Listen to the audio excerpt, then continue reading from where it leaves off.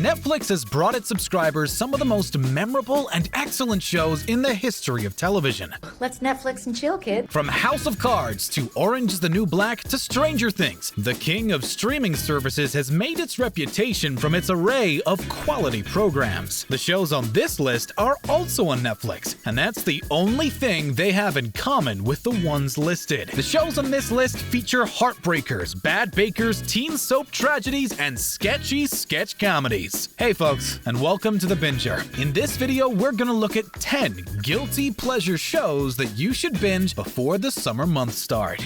You guys ready to do this? Yeah!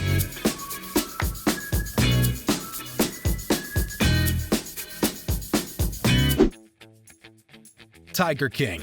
Mayhem, madness, and millions of memes. The docuseries Tiger King has become Netflix's biggest hit of 2020. For those who haven't watched the show, seen the memes, or heard the jokes, the story goes like this. Two competing dealers and exotic big cats exchange blows through both social media and the legal system. The accusations exchanged between the two tiger titans range from trademark infringement to homicide. What a story! And it got way bigger. One of the warring wardens is Carol Baskin, the owner of a big cat sanctuary in Florida whose husband went missing. The other goes by Joe Exotic, the owner of a private zoo in Oklahoma who ran for president in 2016 and governor in 2018. Some of the other characters involved in this twisted story include a former drug dealer, an accused cult leader, and a former strip club owner turned government informant. So what makes Tiger King a guilty pleasure? The show features some allegedly despicable acts with violence allegedly perpetrated on both people and animals, all by allegedly real people. In other words, the Tiger King story is the ultimate Florida man story. A fugitive wanted dead or alive, except that the former isn't an option. An android programmed for friendship, except that she's in unfriendly territory. A pink Cadillac named Bessie, except that it's not just a car. The Netflix original anime Cannon Busters features Philly the Kid, an immortal outlaw who bears a striking resemblance to another anime legend. Philly travels with the android Sam and the maintenance robot Casey Turnbuckle to find Prince Kelby, Sam's best friend. They ride in Bessie, Philly's pink Cadillac that can transform into a giant robotic bull. Along the way, they have to fight off the bounty hunters looking to collect a huge price on Philly's head. They also have to deal with a giant crab, cybernetic cops, and a mother-daughter duo with unique tastes in meat. So, what makes Cannon Busters a guilty pleasure? In its storytelling and visual style, this show gives viewers the best of all these flavors, with all of the action, violence, and adult humor they could want.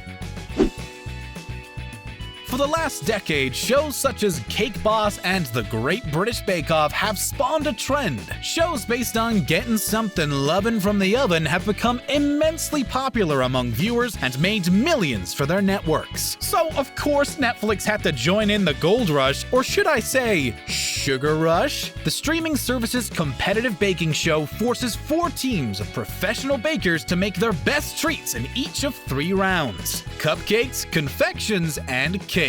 After each round, one team is eliminated. The winning team gets a cash prize. The rush in Sugar Rush adds one ingredient that many of the other baking shows lack: a time limit. Watching the teams deal with the pressure of a ticking clock adds tension to what might normally be a relaxing recreation. So, what makes Sugar Rush a guilty pleasure? First off, just looking at the sweet treats that the teams create can tempt even the most dedicated dieter. Makes for fun viewing. Don't fake it, bake it.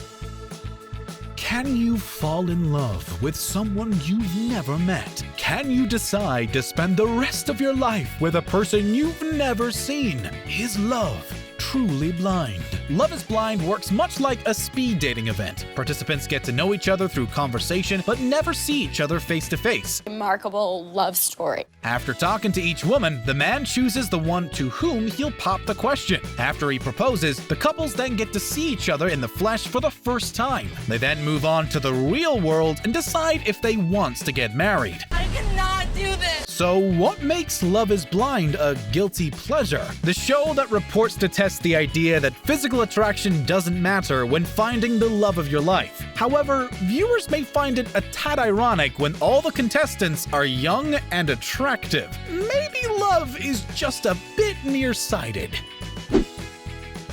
The growth of social media has allowed people to express themselves in ways they have never been able to do before its invention. Some people use social media to put their best selves forward, showing only the most positive aspects of their personalities. The participants in the Netflix competitive reality show The Circle are not these people. Based on a British show, The Circle only allows players to communicate with each other through The Circle. Get ready for surprising twists. A social media style app. The Circle app sends texts, photos, and videos to other players, but those players may not be what they seem. Players may put out images that represent a different race, different gender, or a different orientation than their true selves. As one player puts it, the biggest risk anyone can take in the game is to be yourself. So what makes The Circle a guilty pleasure? Imagine all the nonsense and drama that surrounds people obsessed with their social media pages. Then imagine them trapped in an apartment building and feeding on each other's insecurities like a pack of rabid wolves. From a low-brow reality show, we move on to high-production value soapy goodness. Elite is a teen drama from Spain set in the top-flight prep school Las Encinas. The first season starts with 3 working-class students, Samuel, Nadia, and Christian, earning scholarships to the school for the super rich. They clash with their classist classmates as they try to balance their high-society high school with their home lives. The show leans heavily into the romance, rivalries, and rituals that arise from competition among young, restless, and ultra-rich. On top of that, the new students are also suspected in slaying one of their classmates. So what makes Elite a guilty pleasure? The show feels like what Riverdale would be if Archie had been dropped into Veronica's 1% world instead of the other way around. Saturday Night Live has become one of the rare shows where its writers have become nearly as famous as its performers. SNL has been the proving ground for writer-performers to establish their careers. The same principle applies to former SNL writers Tim Robinson and Zach Kanan. The Netflix sketch show I Think You Should Leave with Tim Robinson gives them the platform and the freedom to explore their comedic ideas. Robinson and Kanan let other comedy greats join in on the fun, including Fred Willard, Andy Samberg, Will Arnett, and Cecily Strong. So what makes I Think You Should Leave a guilty pleasure? For starters, each episode is only 15 minutes, so they're perfect for when you need to sneak away from work, even if you work from home. Also, the humor often gets surreal. Don't break his laptop, that's expensive. Thank you. No! Much in the same vein as Tim and Eric's awesome show, Great Job. With sketches about a Baby of the Year contest, a hot dog-shaped car crash, and a creepy airplane passenger, the show tries to balance the freaky with the funny.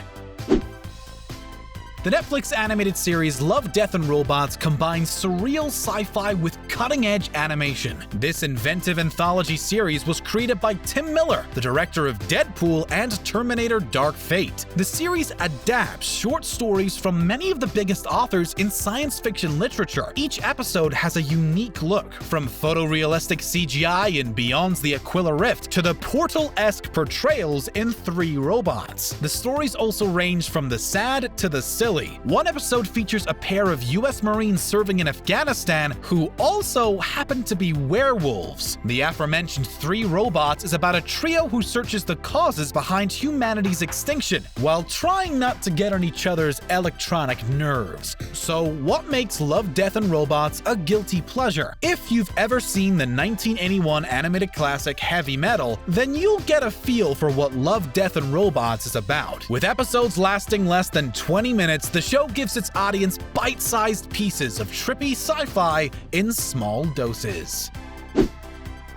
Netflix knows that its viewers wouldn't be content with just one baking show. While Sugar Rush puts the pros to the test, another show lets amateur bakers try their skills. Unfortunately, these amateurs often show more passion than skill. Nailed It makes these clumsy confectionaires compete in a bake-off. The contestants get their assignments to make their version of an artistic cake. More often than not, the results come off as, well, half-baked. It's very gooey. The first round of each episode allows contestants the choice of which confectionery curiosity they want to recreate. The winner of that round gets to wear a glittery golden chef's hat. The second round, titled Nail It or Fail It, forces contestants into facing an impossible challenge. Episodes have featured contestants trying to make cakes that resemble sharks, volcanoes, and fantasy castle towers. So what makes Nailed It a guilty pleasure? The imagination and ingenuity involved in the challenges have attracted viewers who may not watch other cooking shows.